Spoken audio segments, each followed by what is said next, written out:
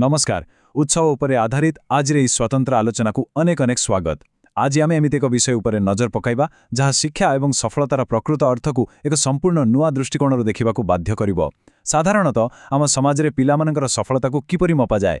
पारंपरिक शिक्षा व्यवस्था गोटे निर्दिष्ट छांचेरे सफलता को बांधि देइछि, जहाँ अनेक समय पिलांकर प्रकृत प्रतिभा को लुचाई दिए। आज रे विश्लेषण रे आमे देखिबा जे सही पूर्ण मानदंडरू बाहरी एक नुआ मॉडल आड़को काहींके जीवाकू पड़िबो। एही मॉडलर नाम हेउछि याञ्चा दर्शन। यह स्कूलर सही सीमित लेवल गुड़िकरू बाहरी एक प्रकृत सफलता सृष्टि करबा उपरे गुरुत्व देइथाए। एबे एठारे एक बहुत बड़ एवं चिंताजनक प्रश्न उठुछि। गोटे शिक्षानुष्ठान को जड़े पिलार परिचय निर्धारण करिवार क्षमता देवा केते दूर ठीक? सतरे भाविले आश्चर्य लागे जेतेबेले कोनोसी स्कूल केवल परीक्षा फलाफला आधार रे गोटे पिला उपरे सफल किंबा असफलर टैग लगाई दिए, ताहा सही कोमल मन उपरे गभीर प्रभाव पकाई थाए। यह आम समस्तंकु भाविवाकु बाध्य करे जे केउठी ना केउठी अजाणतरे आमे आमर परवर्ती पीढ़ी को एहीपरि एक विपज्जनक वर्गीकरण भितर को ठेली दउ नाहु त। सफल एवं असफल भली दुईटी शब्द उपर टिके ध्यान देबा, जहाँ प्रकृतरे बहुत गुरुत्वपूर्ण। एई जो कठोर दुईत चिंताधारा रहिछि, मूल तथ्य आमको सही विषय सतर्क कराउछि। दुनियाटा एते सीधासळख नुहे जे मनिषर दक्षता को आमे केवल एही दुईटी शब्द भितर बांधि देई पारिबा। जो माने पाठ व्यतीत अन्य क्षेत्र में पारदर्शी से माने सीधासळख असफल वर्गरे पड़ जाती। यह कौनसी पिलार प्रकृत परिचय नुहे, बरं यह एक त्रुटिपूर्ण व्यवस्थार फलाफल मात्र। भाग 1 मानकीकरणर भ्रम, अर्थात एक कठोर पाठ्यक्रम काहींकि गोटे स्वतंत्र मन को विफल करिदिए। आधार सामग्री रे थिबा एक सुंदर कथा उपरे ध्यान देबा।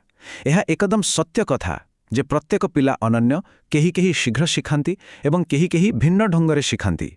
गोटिए साइजर पोशाक जेमती समस्तंकु हुएने, ठीक सेमती गोटिए शिक्षादान पद्धति सबु पिलांक पई काम करे नाही। एही भिन्नताकु सम्मान न जणाई समस्तंकु गोटिए छांचरे ढाळिबाकु चेष्टा करिबा ही सबुठु बड़ भूल। जदि जणे पिला क्लासर बेग सह ताळ देई पारु नाही, तेबे एहार अर्थ बिल्कुल नुहे जे से बुद्धिहीन। एहार अर्थ केवल एतिकी जे तार शिखिबार शैली अलग अटे। भाग 2 एक समान खेल पड़िया सृष्टि करिबा एवं सफलतार दृष्टिकोण बदलाइबा। सेही नकारात्मक लेभेल गुड़िक बदलरे एक सकारात्मक परिवेश केमती सृष्टि करा जिवो ताहा बुझिबा निहाती जरूरी। एहार समाधान हेउछि एही समान खेल पड़िया। एहार प्रकृत अर्थ हैला केवल पिलार दुर्बलता पछरे न गड़ाई तार निर्दिष्ट शक्ति एवं आग्रह को चिन्हट करिबा एवं ताकू विकसित करिबा, जहा फलरे से जितिबा पई सक्षम होई पारिबो। जेतेबेले गोटिए पिला निज आग्रह थिबा क्षेत्ररे काम करे, सेतेबेले सफलता स्वाभाविक भावरे आसी जाए। एहा ही प्रकृतरे समस्तंकु जितिबार समान सुजोग देइथा। एबे आसीबा भाग 3 को याञ्चा दर्शन, जेउठी पिलांकु मार्गदर्शन करिबा पई वयस्क मानंकु सशक्त करा जाए। अच्छा, एही सबु परिवर्तन किपरि संभव हेबो? याञ्चा दर्शनर मुख्य दिगगुड़िक होउछि, प्रथमतः यह स्कूल उपरे संपूर्ण निर्भर न करी पितामातांकु दायित्व नेबाकु सक्षम करे। द्वितीयतः यह केवल पाठपढ़ा मार्क उपरे नुहे बरं आचरण विकास उपरे अधिक ध्यान दिए। एवं तृतीय एही सबु माध्यमरे सेही प्रसिद्ध समान खेल पड़िया सृष्टि करे। सबुठु बड़ कथा हैला एही दर्शनटी पिलार कांधरु चाप काढ़ी आनी पितामातांकु एक शक्तिशाली भूमिका प्रदान करे। यह सतरे गोटिए बहुत बड़ परिवर्तन। भाग 4 26टी सफलता आचरण, जहा हेउची परिवर्तनर मूल प्रक्रिया। एही संख्या 26 विषय टिक्की चिंता कले जना पड़े जे एहा केवल एक साधारण संख्या नुहे। आधार तथ्य अनुसारे एही 26टी हेउची सेही निर्दिष्ट सफलता आचरण जहा सेही समान खेल पढ़िया प्रस्तुत करिबा पई एकदम आवश्यक। कारण केवल इच्छा रखिदेले तो हबनी, सेथिपई गोटे ठीक प्रणाली दरकार। एही आचरणगुड़िकु जदि ठीक भावरे विकसित करा जाए, तेबे जेकोनसी पिला निज क्षेत्ररे चमत्कार प्रदर्शन करि पारिबो। भाग 5 यात्रा आरंभ करिबा आउ एहार एक अप्रत्याशित प्रथम पदक्षेप रहिछि।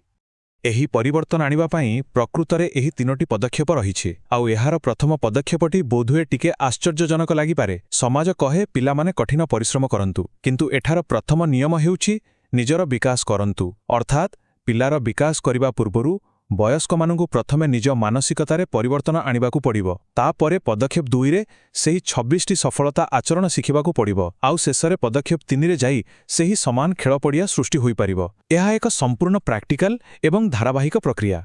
ताहेले ଶେଷରେ ପ୍ରଶ୍ନ ଉଠୁଛି, ଆମ ଭବିଷ୍ୟତ ପିଢ଼ି ପାଇଁ କେଉଁ ରାସ୍ତାଟି ବଛାଯିବ? ସେହି ପୁରୁଣା ତ୍ରୁଟିପୂର୍ଣ୍ଣ ମାନିକୀକରଣର ପଥ, ଯେଉଁଠି ପିଲାଙ୍କୁ କେବଳ ମେସିନ୍ ଭଳି ଦେଖାଯିବ, ନା ବୟସ୍କମାନେ ଆଗକୁ ଆସି ଦାୟିତ୍ୱ ନେବେ ଏବଂ ପ୍ରତ୍ୟେକ ପିଲା ପାଇଁ ଏକ ସମାନ ଖେଳପଡ଼ିଆ ସୃଷ୍ଟି କରିବେ? ଅଧିକ ତଥ୍ୟ ପାଇଁ ଆଧାର ୱେବସାଇଟ୍ www.enja.in ଅନୁସନ୍ଧାନ କରାଯାଇପାରେ। ଆମକୁ ଏବେ ସ୍ଥିର କରିବାକୁ ପଡ଼ିବ ଯେ ଏକ ଉଜ୍ଜ୍ୱଳ ଭବିଷ୍ୟତ ପାଇଁ ଆମେ କେଉଁ ଦିଗରେ ଯିବାକୁ ଚାହୁଁଛେ।